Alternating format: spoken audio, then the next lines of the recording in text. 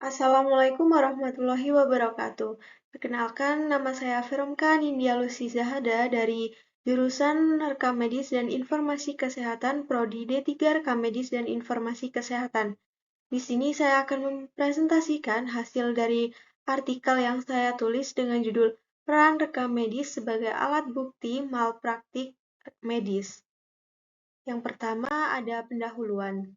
Pada pendahuluan, menurut pendapat dari Basyarudin et al. 2022, rekam medis dalam praktik medis memiliki peran yang krusial dalam menjaga integritas, dokumen, dan penilaian terhadap pelayanan kesehatan yang diberikan kepada pasien. Selanjutnya, definisi dari rekam medis menurut Permenkes nomor 269 adalah suatu berkas yang memuat catatan dan dokumentasi pasien seperti nama, hasil pemeriksaan, terapi yang diterima, serta tindakan dalam pelayanan lain yang diberikan. Manfaat dari rekam medis sendiri ada 5. Yang pertama sebagai landasan dalam pelayanan dan pemeliharaan kesehatan pasien, kemudian yang kedua sebagai penunjang dokumentasi dalam persidangan, yang ketiga isi penelitian ilmiah, yang keempat, sebagai landasan untuk menutup biaya pelayanan kesehatan.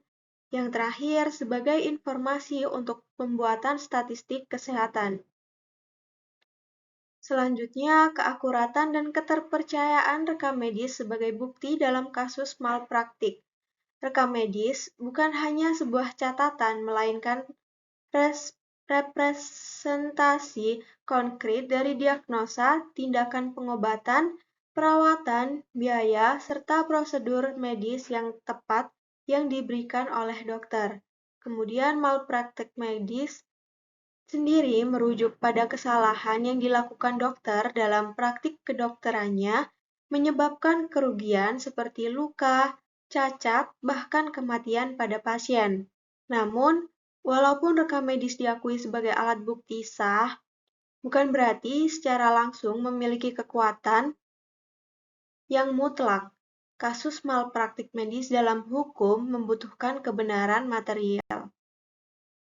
Selanjutnya, komponen utama rekam medis yang mendukung kasus malpraktik. Komponen utama dalam rekam medis yang mendukung kasus malpraktik secara umum terdiri dari beberapa elemen yang harus dimasukkan sesuai dengan Permenkes nomor 269, tergantung pada jenis pelayanan kesehatan yang diberikan kepada pasien. Menurut dari pendapat Kohlil 2011, komponennya terdiri dari riwayat medis pasien, catatan perawatan dan tindakan medis, dokumentasi pengobatan dan resep, dan yang terakhir hasil pemeriksaan dan tes medis. Selanjutnya, peran rekam medis dalam proses hukum kasus malpraktik. Dalam proses hukum, rekam medis menjadi bukti yang sangat penting. Ketika terjadi peristiwa yang menimbulkan dampak negatif, baik dokter maupun pasien, seperti kasus malpraktik, rekam medis menjadi kunci, menurut dari pendapat Islami 2017. Kemudian, menurut pendapat Bondiningsi dan Farid, kasus malpraktik sering terjadi karena kesalahan atau kelalaian dokter dalam menjalankan profesi. Malpraktik ini mencakup tindakan yang tidak sesuai dengan standar medis yang berlaku, kelalaian, atau kurangnya keterampilan.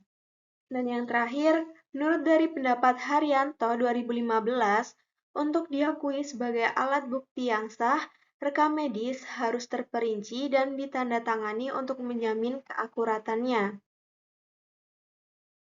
Dari hasil kesimpulannya, dapat disimpulkan bahwa pemahaman yang baik tentang rekam medis tidak hanya penting dalam praktik medis untuk memberikan pelayanan yang berkualitas, tetapi juga krusial dalam konteks hukum, terutama dalam menyelesaikan kasus-kasus yang berkaitan dengan praktik medis yang tidak standar dan berpotensi merugikan pasien.